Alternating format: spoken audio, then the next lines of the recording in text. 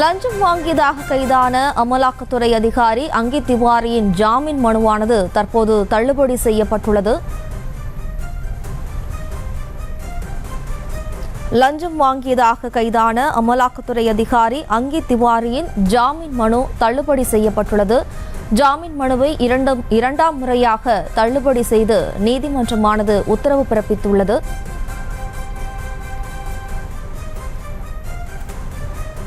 கூடுதல் விவரங்களோடு நமது செய்தியாளர் நாகேந்திரன் இணைகிறார். வணக்கம் நாகேந்திரன். தற்போது அங்கித் திவாரியின் ஜாமீன் மனுவானது மீண்டும் தள்ளுபடி செய்யப்பட்டுள்ளது. இந்த வழக்கு தொடர்பான முழு விவரம்.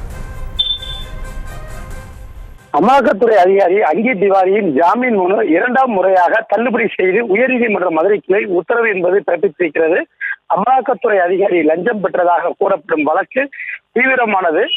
அதிகாரிகள் லஞ்சம் கையூட்டு பெறும் செயல்கள் அதிகரித்திருப்பது நாட்டின் வளர்ச்சிக்கு நல்லதல்ல. சட்டவிரோத செயல்களில் லஞ்சம் பெறுவதையும் தடுக்க வேண்டிய வருமான வரித்துறை, அமலாக்கத்துறை போன்ற துறைகளில் லஞ்சம் ஊடுருவி உள்ளது என்பது சகித்துக் கொள்ள முடியாது என நீதிபதி கருத்து தெரிவித்திருக்கின்றார். ஈடி விசாரணை அமைப்புகளில் அதிகாரிகள் லஞ்சம் பெறும் குற்றச்சாட்டுகளை இரும்பு கரம் கொண்டு அடக்க வேண்டும் எனவும் இந்த வழக்கின் மீதான விசாரணையின் போது நீதிபதி தனது கருத்தாக பதிவு செய்திருக்கிறார். லஞ்ச ஒழிப்புத்துறையின் கூடுதல் குற்றவியல் வழக்கறிஞர் திருவடிக்குமார் அங்கித் திவாரிக்கு ஜாமீன் வழங்க கடும் எதிர்ப்பு தெரிவித்திருக்கிறார்.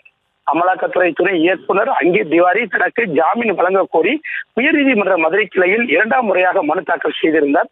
திண்டுக்கல் அரசு மருத்துவர் சுரேஷ் பாபு மீதான வருமானத்துக்கு அதிகமான சொத்து சேர்த்த வழக்கில் இருந்து தப்பிக்க வைக்க தனக்கு 3 கோடி ரூபாய் வேண்டும் என மதுரை அமலாக்கத்துறையின் பணிபுரியும் துணை இயக்குனர் அங்கித் திவாரி மருத்துவரை அணுகி உள்ளார். இதனால் டாக்டர் சுரேஷ் பாபு திண்டுக்கல் மாவட்ட லஞ்ச ஒழிப்புத்துறையில் புகார் அளித்திருந்தார். அதன் அடிப்படையில் அந்த லஞ்சம் பெற்ற போது கையும் களவுமாக அவர் கைது செய்யப்பட்டிருந்தார். இந்த வழக்கு திண்டுக்கல் மாவட்ட நீதிமன்றத்தில் ஜாமீன் வழங்க மறுத்துவிட்டது. இந்த நிலையில் இரண்டாவது முறையாக உயர்நீதிமன்ற மதுரை கிளையில் தனக்கு ஜாமீன் வழங்க வேண்டும் என அங்கித் திவாரி தரப்பில் மனு தாக்கல் செய்யப்பட்டிருந்தது.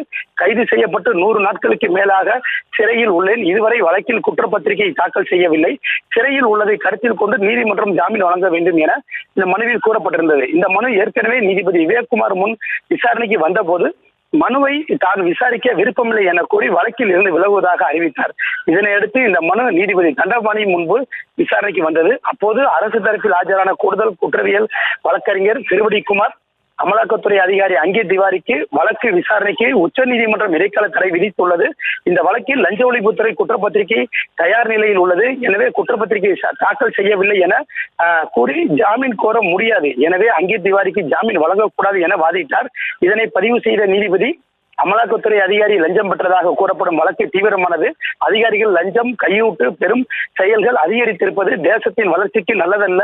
சட்டவிரோத செயல்களை லஞ்சம் பெறுவதையும் தடுக்க வேண்டிய வருமான வரித்துறை, அமலாக்கத்துறை போன்ற துறைகளில் லஞ்சம் ஊடுருவியுள்ளது என்பது சகித்துக் கொள்ள முடியாது எனவும் தமிழக லஞ்ச ஒழிப்புத்துறை குற்றப்பத்திரிகை தாக்கல் செய்ய தயாராக உள்ளது.